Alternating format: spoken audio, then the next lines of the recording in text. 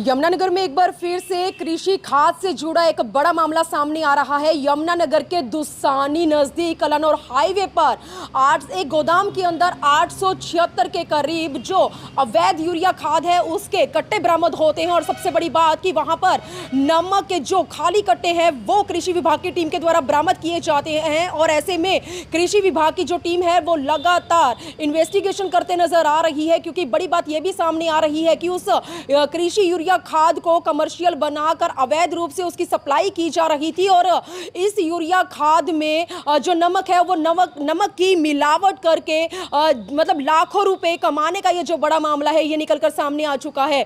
और जो कृषि विभाग की टीम है, पता चल रहा है कि दोपहर के 11 से 12 बजे के करीब वो अपनी रूटीन चेकिंग के लिए निकले थे, लेकिन दोसानी के पास एक गोदाम है और उसी गोदाम में जब चेकिंग करने के लिए कृषि विभाग की टीम पहुंचती है तो उस दौरान क्या पाया जाता है कि कृषि खाद को कमर्शियल खाद बनाकर नमक के कट्टों में पैक कर उसे जो है अवैध रूप से सप्लाई किया जा रहा है। 876 कृषि खाद से जुड़ा यह बड़ा मामला सामने आ रहा है और कृषि विभाग की टीम के द्वारा उन सभी कट्टों को बरामद कर लिया जाता है। और यहां तक कि गोदाम का जो मालिक है और एक अन्य आरोपी के खिलाफ कृषि विभाग की टीम के द्वारा मुकदमा दर्ज कर लिया जाता है। कृषि विभाग की टीम अब इस केस में लगातार गहराई में जाकर पूछताछ करती नजर आ रही है। गोदाम के मालिक और अन्य आरोपी से जब कृषि विभाग की टीम बिल मांगती है, रिकॉर्ड मांगती है, यहां तक कि नमक के कट्टे जो वहां पर पाए जाते हैं उससे जुड़ा जब रिकॉर्ड मांगती है तो ये सारी चीजें देने से सरासर मालिक और आरोपी इनकार कर देते हैं, क्योंकि उनके पास कृषि यूरिया खाद से जुड़ी कोई भी ऐसी अपडेट नहीं थी, ऐसा कोई रिकॉर्ड नहीं था। लेकिन यमुनानगर शहर के अंदर आए कुछ दिनों के बाद कृषि यूरिया खाद से जुड़ा ये जो बड़ा मामला है ये सामने आ रहा है। और यमुनानगर में जो किसान है वो भी लगातार प्रशासन से गुहार लगाते नजर आ रहे हैं कि इस तरह की यूरिया खाद का कृषि में इस्तेमाल होना चाहिए, लेकिन लाखों रुपए हड़पने के नाम पर और जो टैक्स है, टैक्स हड़पने के नाम पर, सब्सिडी हड़पने के नाम पर किस तरह से लाखों रुपए का घोटाला जो है वो लगातार सामने आ रहा है। एक बार यमुनानगर के सदर थाना इंचार्ज केवल सर हमारे साथ जुड़े हैं, पूरा मामला उनसे भी जान लेते हैं और ये भी जान लेते हैं कि गोदाम के मालिक और अन्य आरोपी के द्वारा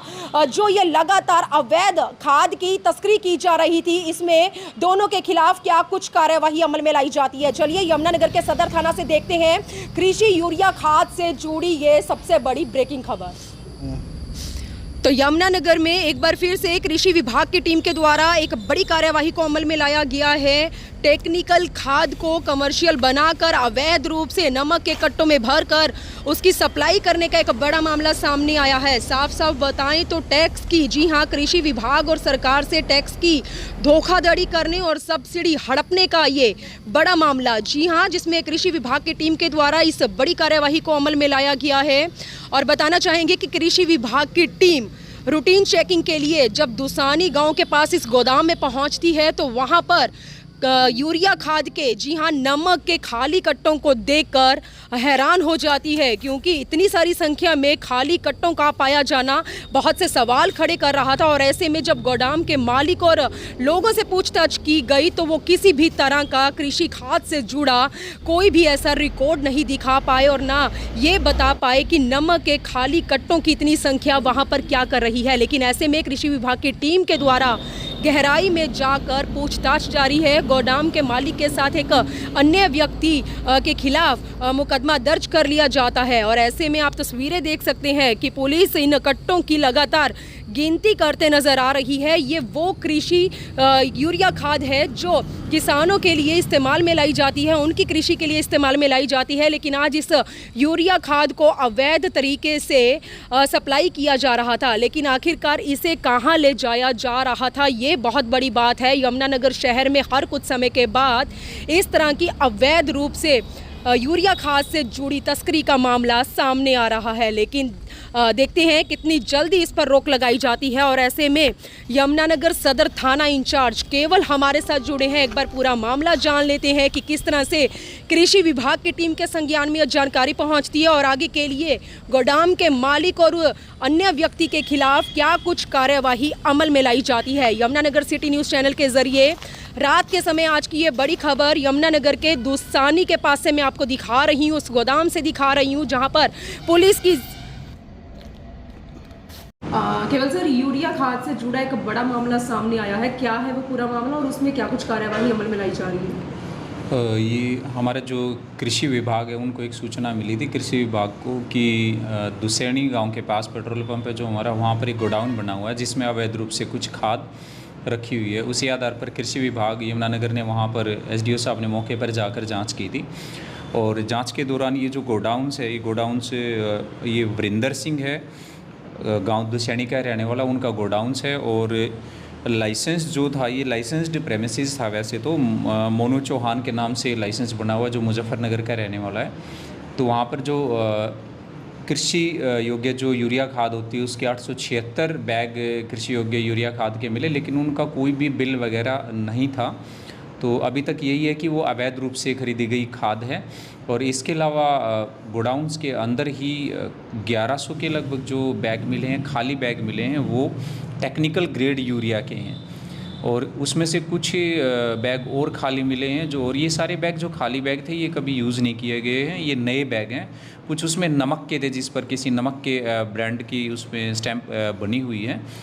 तो अभी तक फिर उसके बाद कंप्लेंट जो कृषि विभाग ने दी है उसके ऊपर हमारे थाना सदर यमुनानगर में मुकदमा दर्ज किया गया है और अफसरान बाला के आदेशानुसार आगे उनके दिशा निर्देशानुसार इसमें कार्रवाई अमल में लाई जा रही है और अनुसंधान के दौरान इसमें जो भी दोषी पाया जाएगा उसको शीघ्र गिरफ्तार किया जाएगा। तो क्या सर जो उनसे ये यूरिया खाली कट्टे मिले हैं वो टेक्निकल यूरिया खाद जो टेक्निकल बना के कमर्शियल बना के बेची जाती थी? जनरली देखिए यही होता है कि जो कृषि योग्य यूरिया है वो सस्ता होता है, उसका सस्ता मिलता है। और टेक्निकल ग्रेड यूरिया है जो लगभग उससे मेरे ख्याल से 5 या 6 गुना ज़्यादा महंगा है। तो संभावना यही है, हालांकि कोई ऐसा इकट्ठे हमें बाहर भरे हुए नहीं मिले, लेकिन ये संदिग्ध बात है। विभाग द्वारा भी यही व्यक्त की गई है कि कृषि योग्य जो यूरिया को और इस टेक्निकल ग्रेड यूरिया के कट्टे में भरकर और आगे सप्लाई इसको ऊंचे दामों पर किया जा रहा था, जिससे सरकार को भी और विभाग को भी अच्छा खासा इसमें धोखाधड़ी करके चूना लगाया जा रहा है। केवल सर, सबसे अहम सवाल कि 876 यूरिया अवैध खाद का मिलना,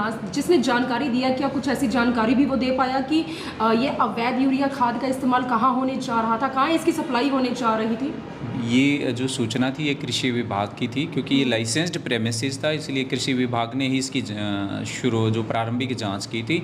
अभी हमारे द्वारा जो मुकदमा दर्ज किया गया इसमें आगे इन्वेस्टिगेशन की जा रही है। इन्वेस्टिगेशन के दौरान ही ये पता लग पाएगा कि ये यूरिया खाद कहाँ से खरीदी गई थी और कितनी इसमें से सप्लाई की गई है, और इसको सप्लाई करने का जो इनका तरीका है, अवैध खाद को वैध बनाकर या जैसे भी ये चोरी छिपे सप्लाई की जानी, उसका इन्वेस्टिगेशन के दौरान ही पता लग पाएगा। तो सर ये पता लगा लगभग कितने समय से इस खाद का इस काम को अंजाम दे रहा था ये? अभी तक इसमें किसी की गिरफ्तारी नहीं हुई है, इसलिए अभी तक इस बारे में नहीं पता चला है कि कब से ये इसी तरह से काम किया जा रहा है। केवल सर, आपके क्षेत्र के अंदर आए कुछ दिनों के बाद इस तरह के जो मामले हैं वो बढ़ रहे हैं, सिलसिला लगातार थम नहीं रहा अवैध यूरिया खाद से जुड़ा ये जो मामला है, और ऐसे में क्या लगता है कब इस पर रोक लगाई जा सकती है? क्योंकि किसान बेहद रोष में नजर आते हैं, क्योंकि जहां इसका इस्तेमाल होना चाहिए वहां यूरिया खाद नहीं मिल रहा, और इस तरह से टेक्निकल कमर्शियल जो यूरिया खाद है वो आए दिन जो है सामने आ रही है। क्या लगता है सर?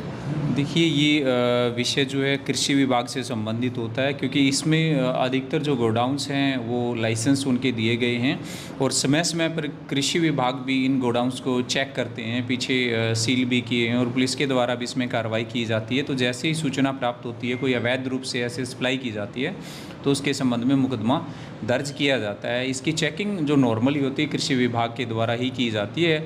उन्हीं के पास इनकी डिटेल्स होती हैं कि किसको लाइसेंस दिया गया है और ये टेक्निकल है या कृषि योग्य है और ये कितना किसको सप्लाई किया जा सकता है।